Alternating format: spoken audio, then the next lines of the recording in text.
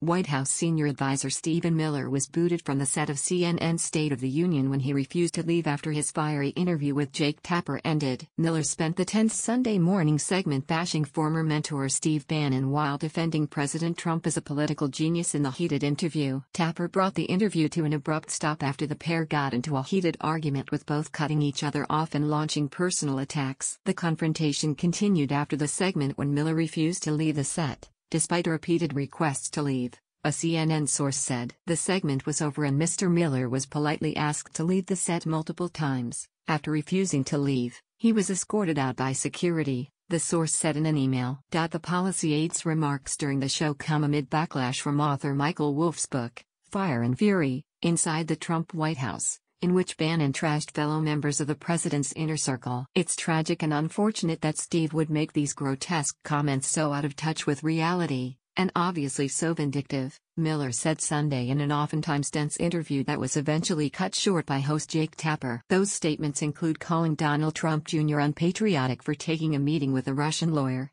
and saying Jared Kushner's family real estate business would come under federal scrutiny. The book is best understood as a work of very poorly written fiction, Miller said on State of the Union. And I also will say that the author is a garbage author of a garbage book.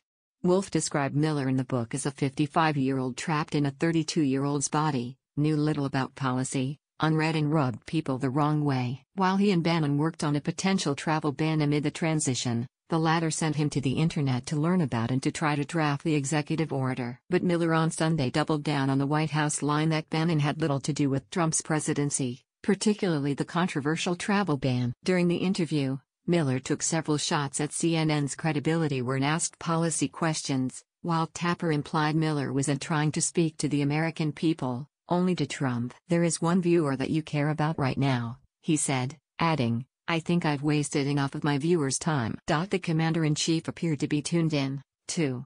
Jake Tapper of fake news CNN just got destroyed in his interview with Stephen Miller of the Trump administration. Watch the hatred and unfairness of this CNN flunky.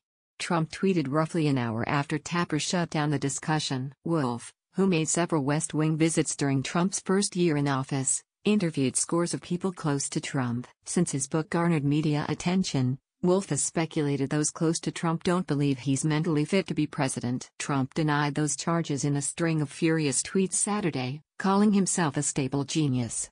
Miller maintained that Trump was the mastermind of the campaign without Bannon's help. "The reality is that the president is a political genius who won against a field of 17 incredibly talented people, who took down the Bush dynasty, who took down the Clinton dynasty," he said. He also called Trump a self-made billionaire, although the president has admitted he made his first real estate investment with a $1 million loan from his landlord father, but reports indicate the amount could have been higher. The New York Times reported last week that Miller helped craft an early draft of the president's letter to fire then FBI Director James Comey in early May. The letter, which special counsel Robert Mueller's team now has, noted in the first sentence that his ongoing Russian collusion probe is fabricated and politically motivated. Asked about the draft missive on Sunday, a fiery Miller noted the final version stated up high that Comey's abrupt firing had nothing to do with the Russia investigation. "It was a disclaimer," he said.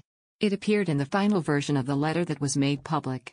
Trump, in a May interview with NBC News after Comey's firing, signaled he was upset about the Russia probe. "And in fact, when I decided to just do it, I said to myself, you know, this Russia thing with Trump and Russia is a made-up story. It's an excuse by the Democrats for having lost an election that they should have won.